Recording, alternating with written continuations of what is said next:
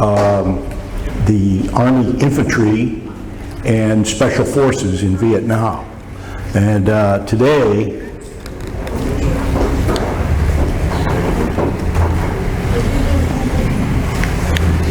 can you give me a slide? Yeah, this one's just freezing up for a second. I'd like to speak with you about what happened with Special Forces after Vietnam. And it says the decade here, but I'm going to take a slice of that, which is representative of what was going on. Slide.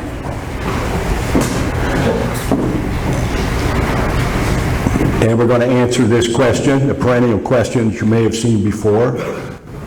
What did you do after the war, Daddy? Now, let's agree that the Vietnam War ended in January 1973 when the last of the U.S. combat forces departed. And slide.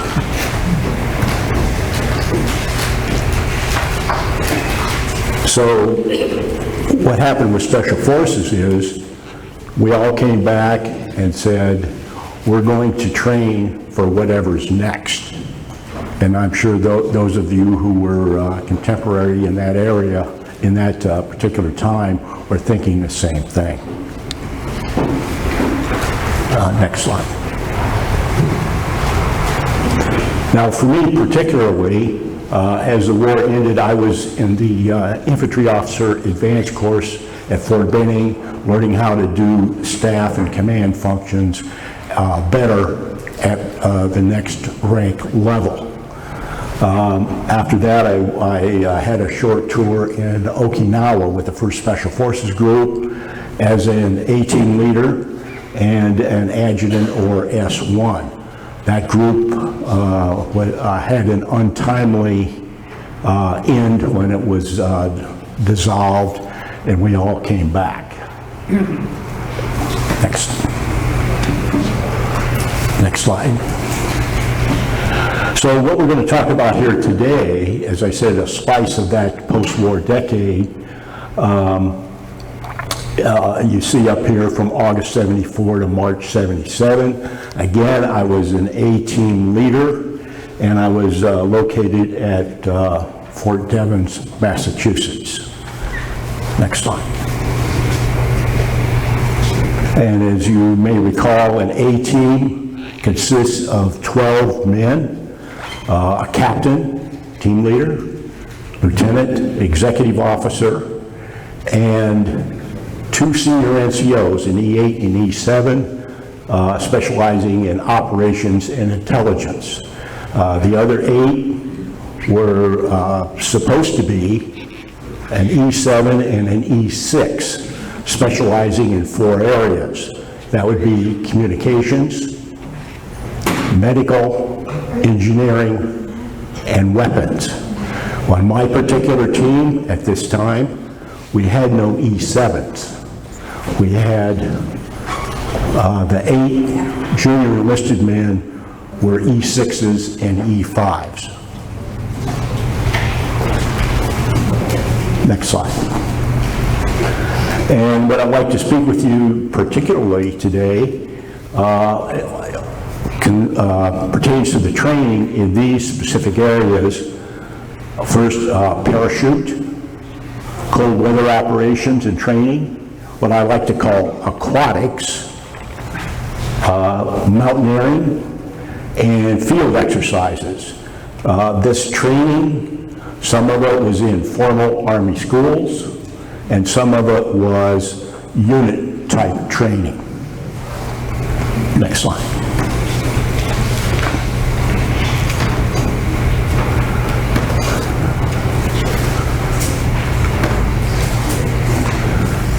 Next slide. Okay. Let's start with airborne training or parachute. And you see 4 categories up here. First was basic airborne. To be in Special Forces, every soldier had to be airborne or parachute qualified. The next one is jump master. That was a specialty school. The last two are also highly restricted. Very few people qualified in this. It was the halo and hey-ho particular specialties. Let's take a look at those.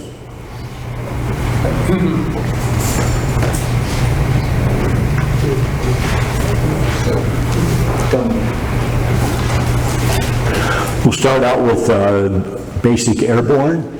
Next slide.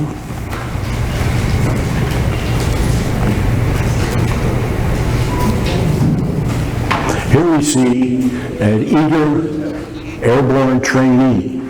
He's exiting from what we call the 34-foot tower. He's, as he exits, you may be able to see the cable that he's sliding down, and he'll gradually ease his way down to the right of the screen there, where he'll gently be helped off of that particular cable. Next slide. Here, on the other hand, we see the 250-foot tower. You know, this particular exercise here that you see the two parachutes with the trainees gently floating to earth, all that's a piece of cake, unless you happen to be terrified of heights. Next slide.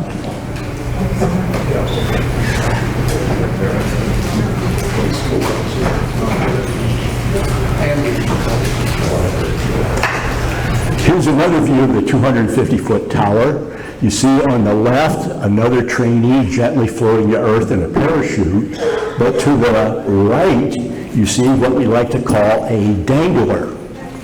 There's a student up there who has probably annoyed the instructors, and they're letting him hang up there for a little while, looking down between his boots, hoping that his parachute harness is still going to hold together until he gets a chance to float down like the other trainees. Wow. Next slide.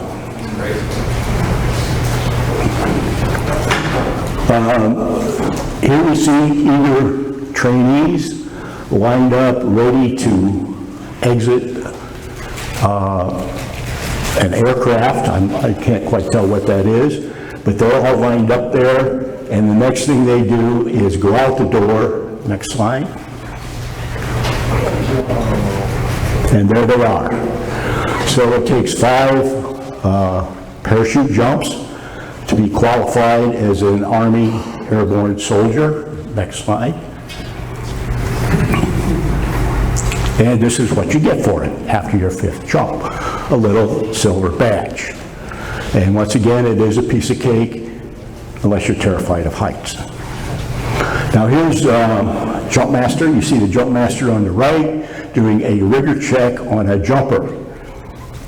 You can see the jumper has a weapons case, and you can barely make out his rucksack dangling down. So this is an equipment jump. Next slide. Here we see a jump master out in the slipstream looking for the drop zone marking so he knows when to let the parachutists exit the aircraft. This is at 1,250 feet. Next slide. Here we see a jumper getting ready to do the last, next to the last command, which is stand in the door. He's not quite in the door yet, and you can see the jump master with his arm up. Over to the right, you see more eager jumpers ready to go out the door. Those particular jumpers that have their eyes closed will be credited for a night jump. Next slide. About 90%. And yes, we do have women in the airborne. Even back when I was still active, they are now in all of the airborne units actively. They don't participate in special forces teams, but they are in all of the airborne units. When I was there, they were parachute riggers. They packed the parachutes. You wanted to stay on the very best side of those particular ladies. High altitude, low opening. This means that an aircraft is going to be flying at about 35,000 feet. Therefore, you see the oxygen. What happens with halo is at 35,000 feet, the jumpers exit the aircraft. Next slide.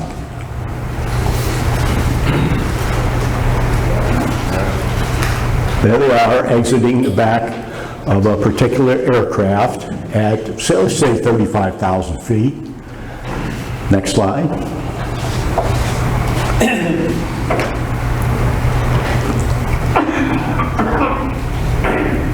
Then they form up and literally fly through the air. You may have seen this in civilian life known as skydiving. So they will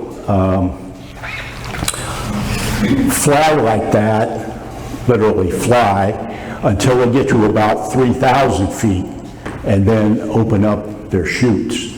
The idea of this is that when you saw that basic airborne mass drop of parachutists, the aircraft flew right over the drop zone. If you're trying to infiltrate into a hostile territory, the enemy knows just exactly where those parachutists are going to land. Now with Halo, they exit at 35,000 feet, but they stand off away from the actual drop zone itself. The parachutists fly in, and at 3,000 feet, deploy the parachute and land. So it's this works well when the area you're trying to infiltrate doesn't have sophisticated radar systems. The next one is high altitude, high opening. This is known as hop and pop. So next slide.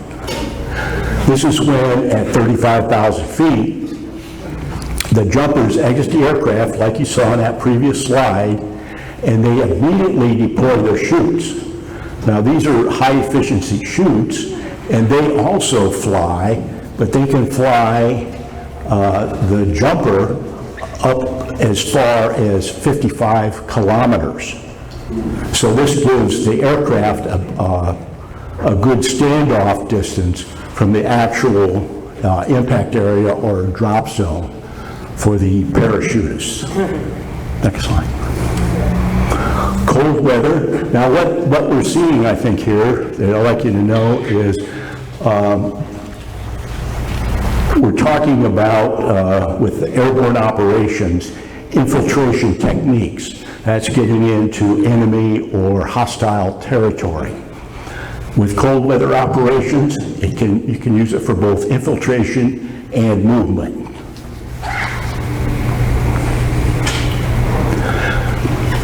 We went to a unit ski school in New York.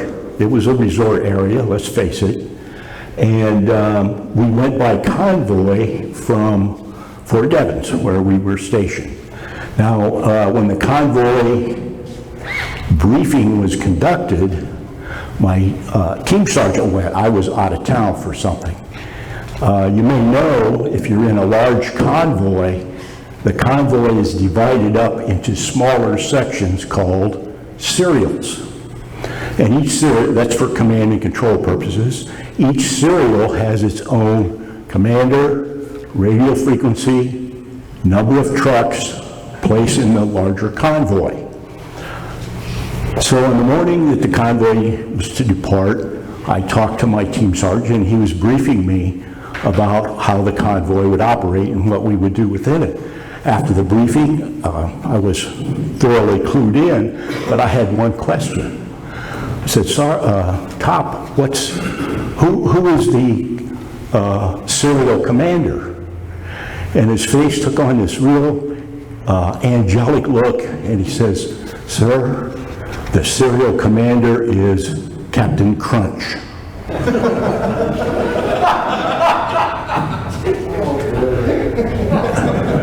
So anyway, we went skiing, And this is downhill skiing, sometimes known as alpine skiing. This is what about 80% of us look like on that first day. Very basic, the snow plow for you non-skiers. Here's me. No, it's not me. This is representative of one of my team members that we found out during the ski training was a certified Austrian mountain guide. An incredibly difficult feat to attain, especially for an American. But this is what he was doing while we were doing the snowplow. And then after the downhill or alpine skiing, we did Nordic or cross-country skiing, also known as uphill skiing.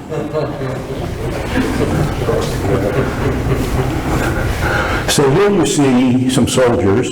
They're pulling a sled called an akio, designed by the Eskimos. These guys are wearing snowshoes. We didn't have snowshoes, we had skis.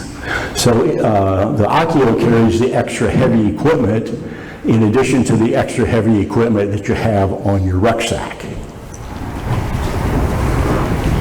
Here's the uphill skiing part.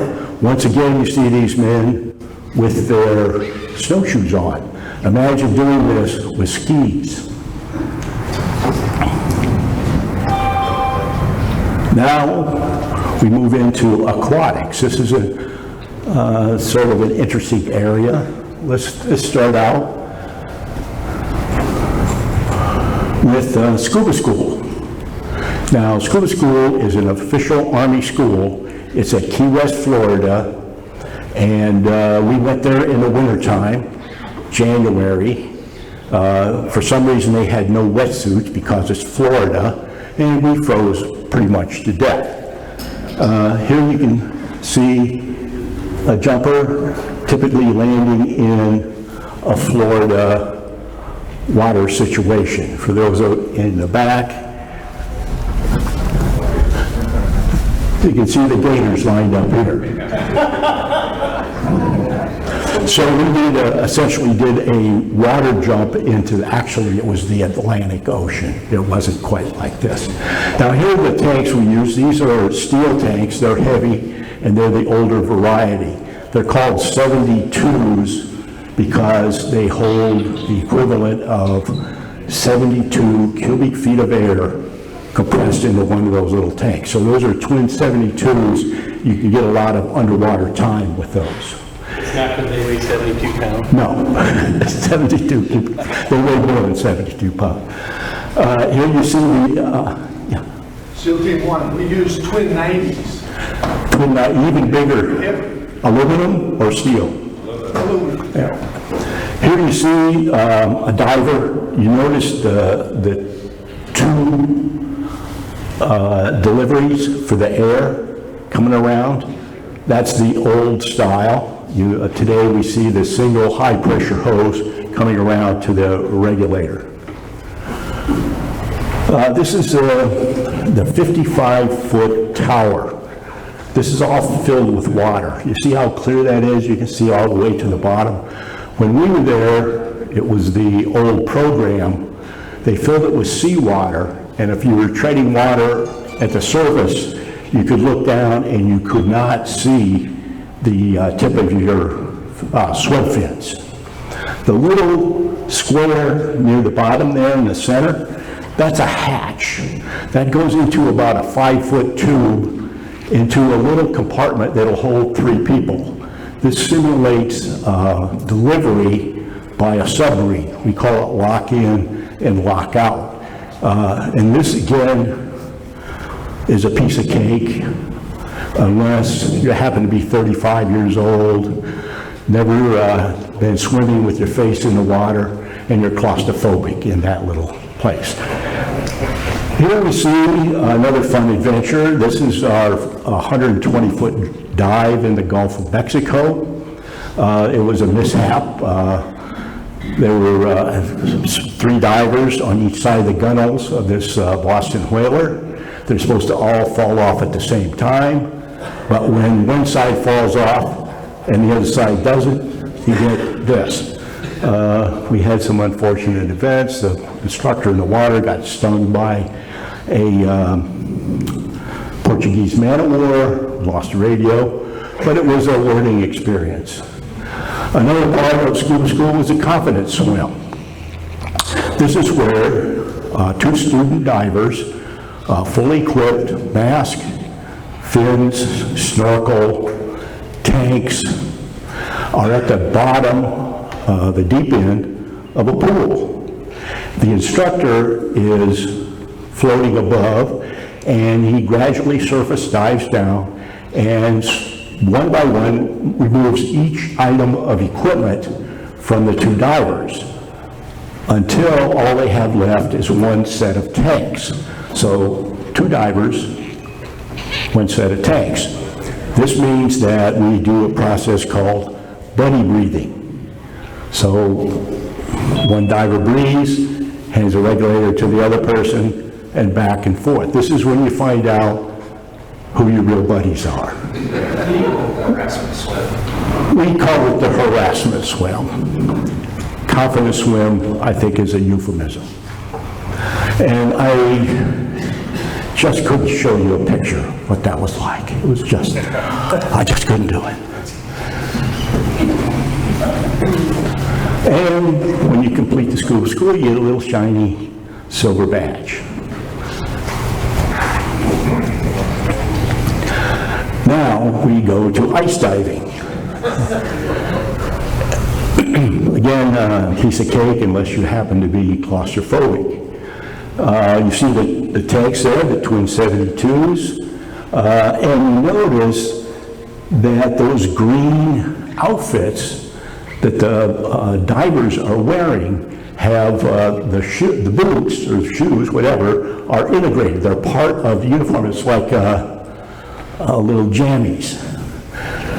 And if you look at the back, let's go to the next slide, you can see there's no zipper in this thing. The only openings are the wrists and the neck. So guess how you get in this? The live rubber at the neck has to stretch out and you climb in. That includes your long johns if you're smart, otherwise you'll freeze to death in a situation like this.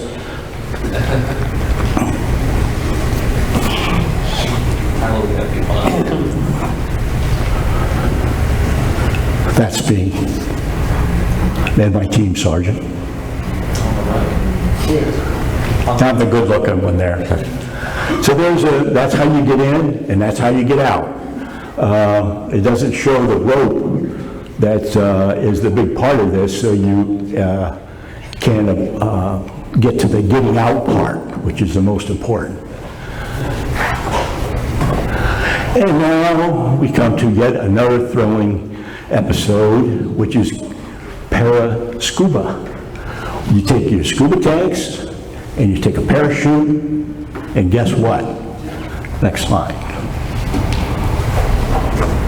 You can see the individual there on the right. He has his tanks peeking out the bottom, and on top of that you see a parachute. Now the concept here is this is your reward after you've done the para-scuba. They'll have a little badge for it. The idea for this is you exit the aircraft usually over a wooded area because of the winds that are involved with parachuting. So when you exit over the wooded area, you can see way down there a little pond. And your job is to get your parachute and your tanks to that little pond and not land in the trees.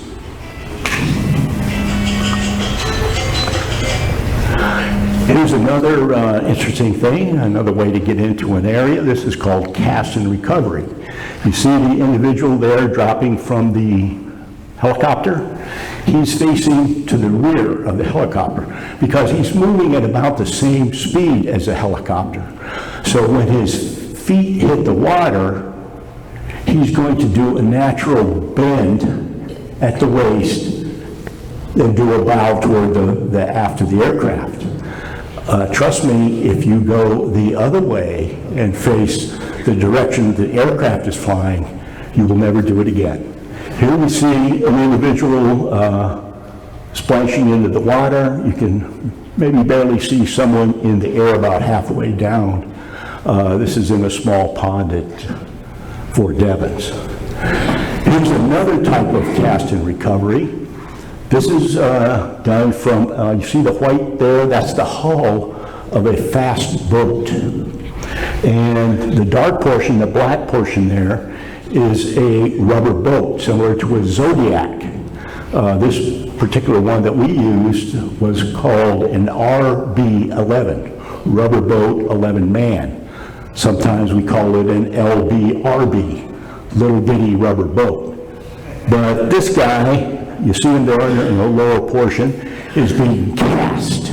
He's being pushed off of the LBRB into the water. Now, the other part of this is recovery. So picture 10 or 12 guys at 50-meter intervals going like this. And here comes the boat. Now, you can appreciate now why the rubber boat is attached to the side of the fast boat. Because if the driver makes an error, it's much better to be hit by the rubber boat than the hull of the fast boat. And there he is. He's going to be yanked out of the water. He's going 0 miles an hour, and then suddenly he's going to accelerate to the speed of that boat. Now, kayaking is another interesting maybe infiltration route or just moving around in an area. We were practicing the Eskimo roll. The Eskimo roll is done when the kayak capsizes and the momentum of the kayaker plus the action of the paddle rotates him around 365 degrees until he comes back up to his original position. That's the Eskimo roll. For us, it didn't always work out that way. So we revised our training objectives to just be able to get out of the darn cockpit without drowning and come up on the side. The Danish Scout Swimmer School, another formal school, obviously in Denmark, and I didn't go to this. I trained with my team, but for some reason I didn't go. But what it amounted to is, you remember the dry suits, because it's really cold in the North Sea. You put on some swim fins, you lie on your back, and put a compass on your chest, and then you swim 10 miles. And this, once again, another piece of cake, unless about halfway through one of your team members' dry suit springs a leak, and you have to tow them for the other 5 miles. Mountaineering, yet another thrilling episode.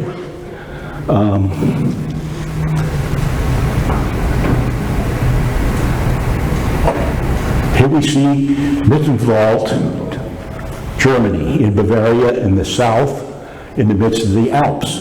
Very picturesque, unassuming little town. However, situated on a hill not far from the downtown area. We'll go back one, please. We see the Gebirgs- und Winterkampfschule. I hope I said that okay. This is the mountain and winter warfare school run by the German army. So we were there in the summer and we only got the mountain part because the winter was over. Again, here we see a soldier in the mountains, and once again, this was a piece of cake unless you're petrified of heights. Here we see a long rappel. We did 120-foot rappels. It wasn't exactly my favorite occupation at the time, but This is the mountains near Mittenwald. This is called the Vierspitze. We thought Vierspitze, the fear part of it meant fear, being afraid, because that's what we were. But it turns out fear is the German word for four. And somewhere on that mountain is a large figure of four occurring naturally, so Vierspitze. And here's another view of that. We spent a lot of time here. Now, field operations. This section covers what we did in terms of operational training. In other words, we took all that other stuff that we've talked about, plus a lot more, and we put it together in organized operations. And the first one I'd like to talk about was called Flintlock, but some of you may know it better as what was known as Reforger, or the return of forces to Germany. And this was an exercise where the NATO countries would all come together and practice repelling the evil empire. So what our part of this exercise was, we were to work with the Italians. We didn't get to go to Germany, we went to Italy instead. And we worked with the Sabotatori, which was what they called themselves. It was the Italian Special Forces.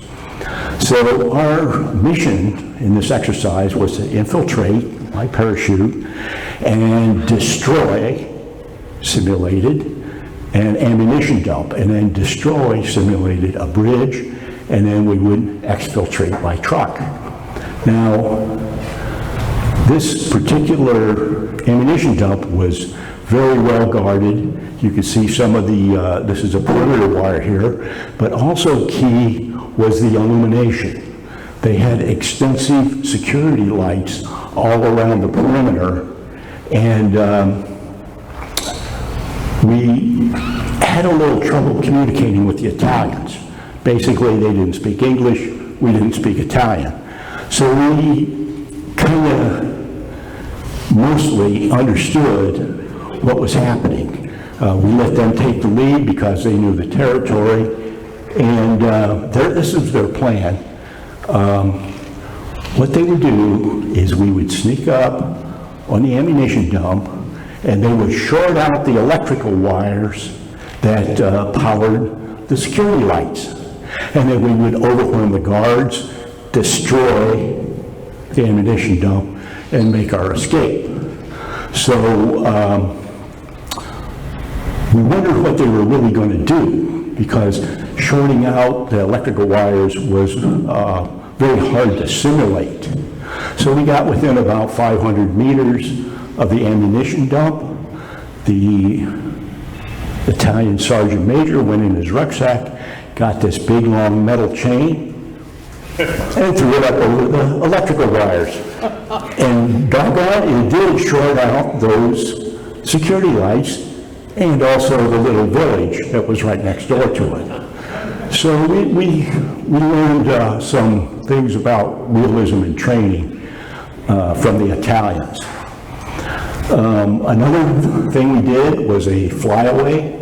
In this particular case, it was an unannounced exercise. So you get an alert, they bring you into an isolated area that's secure, they give you the mission, you make your plan, and then they bring you in to discuss your plan and critique it. So our mission was that once again we're back parachuting into Bavaria.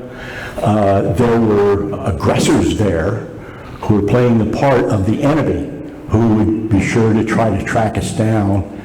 They were actually a battalion of ours that was stationed there in Bavaria, but they were acting the part of the enemy. We were supposed to go to this wooded area, put surveillance on a house where a captive prince was being held. We would observe for a while, and then we would go down, rescue the prince, and be evacuated. Now, we were, back one, we were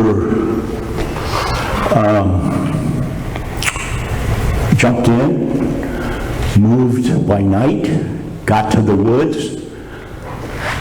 We had been up for 2 days. We were deathly tired. I set one man on watch of the house where the prince was located, and I put another man to watch the trail that we had traversed to get to where we were, just to be sure that we weren't followed. So I was just getting to sleep, and the man watching the trail came over and shook me, Captain, there's a German Shepherd coming up the trail. And I thought, oh man, tracker dogs. The aggressors had tracker dogs. They picked up our scent. They're following us. They're going to capture us, and it's all over. So I ran to the trail, and there he was. Okay. Now this is the last exercise I'll speak of. This is an Army Training and Evaluation Program, or RTEP. So this was a big deal. And this is how it went. As I mentioned, there was an alert. We get go into secure isolation. We get a mission to begin planning. There's a brief back with the group staff, which was a big, heavy duty. We would infiltrate, execute the mission, and then be exfiltrated. So that was the whole deal. So we got to the part that I like to describe here is the brief back. And in our planning, a lot of emphasis was put on contingencies. What if this, what if that? In other words, alternate plan B, alternate plan C, and so forth. And there was a particular staff officer that was at our brief back, and he was well known to be a nitpicker. Oh, what if this? What if that? Yeah, but what about that? And if that happens, what about this? And if that happens, then what are you going to do then? And on and on. So we were prepared for this particular individual.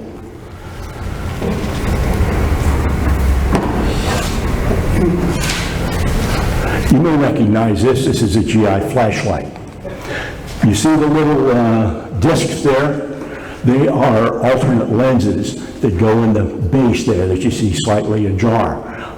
What you don't see is a clear extra lens. I mean, maybe it's there, you just can't see it because it's clear, but in any case, there is a extra lens. So when we were in the brief back, we had prepared this flashlight. And when this particular nitpicking staff officer kept going on and on about what if, we got to the point where my team sergeant reached down, took out the flashlight we prepared, and laid it on the table, and this is what the lens looked like. The group commander happened to be at the briefing. He declared the briefing a success and sent us back to our preparation.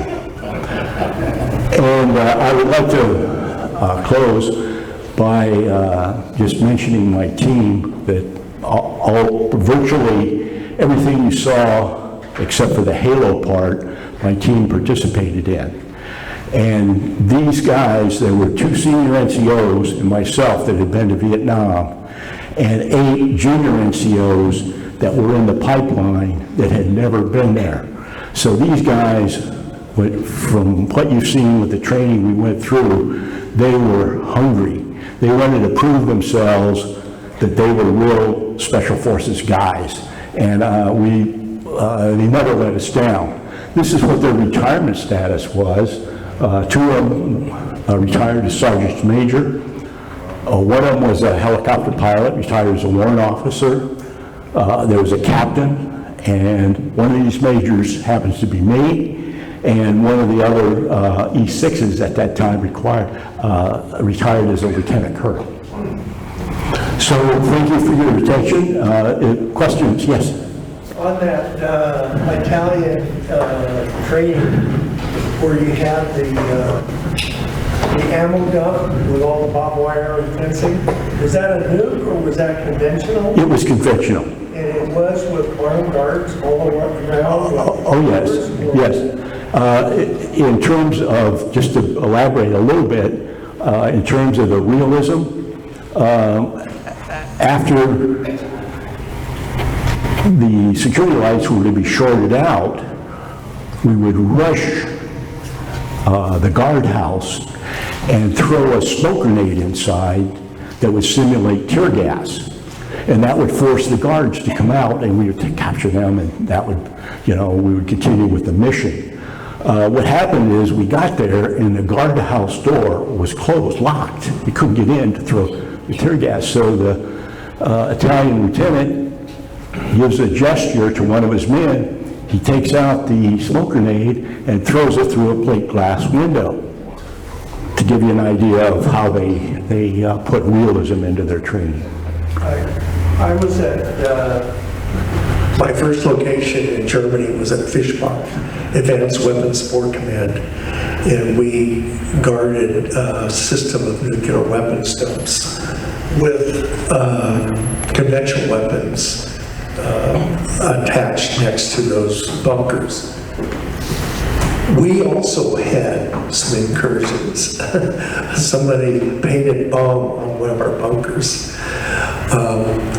Kind of got everybody a little bit nervous. I wondered if you and the Special Forces were some of them that did that.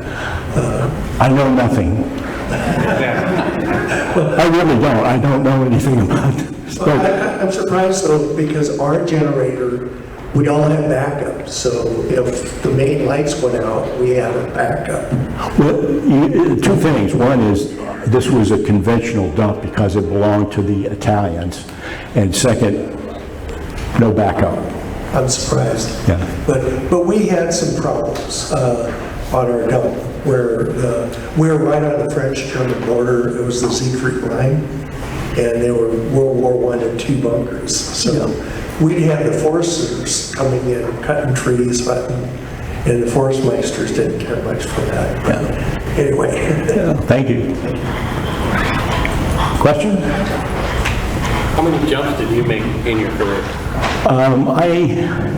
In my career, I had over 100, but some of those were, about 13 of them were skydiving. So you only need 65 of various types of jumps to get master parachutist. Everything above that's gravy, so you kind of lose count. Anything else?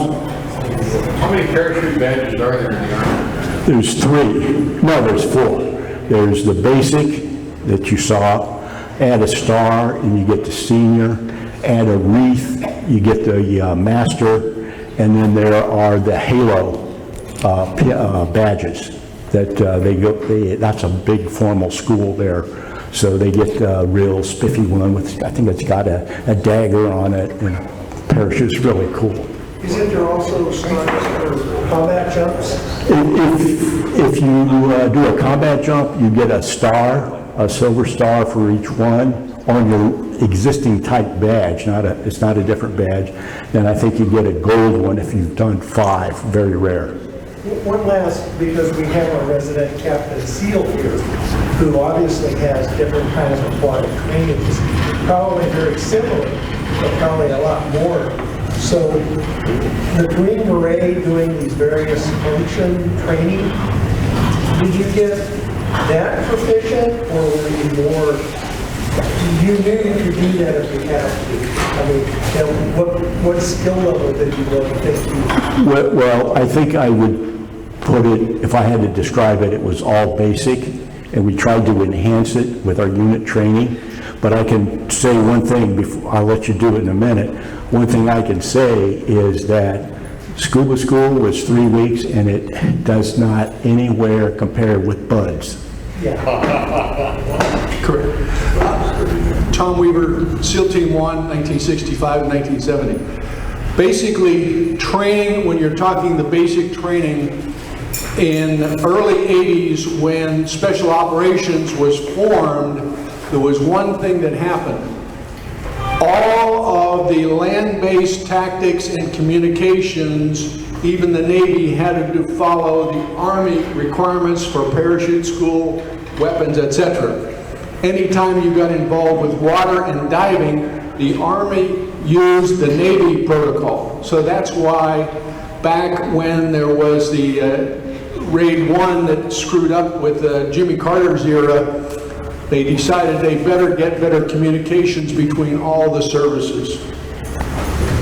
Very true. So we take our hats off to the, as I mentioned, the basic underwater demolition school. Hands down makes Scuba School look a little bit like kindergarten.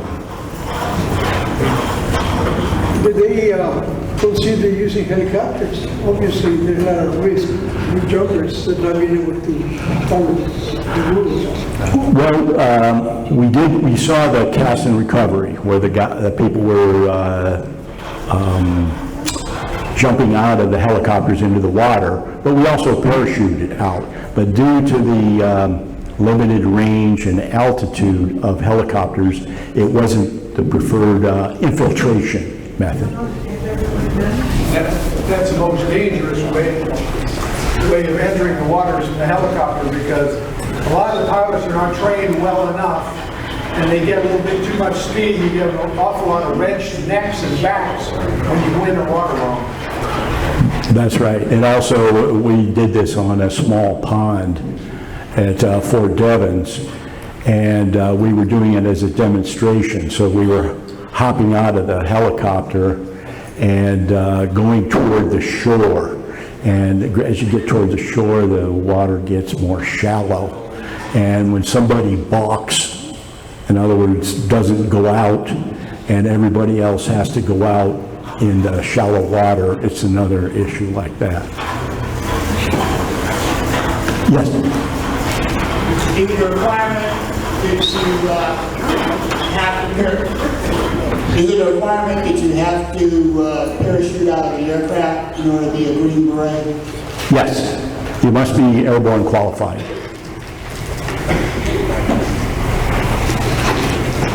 Okay, thank you so, oh wait, yes? From the drop zone to the landing area,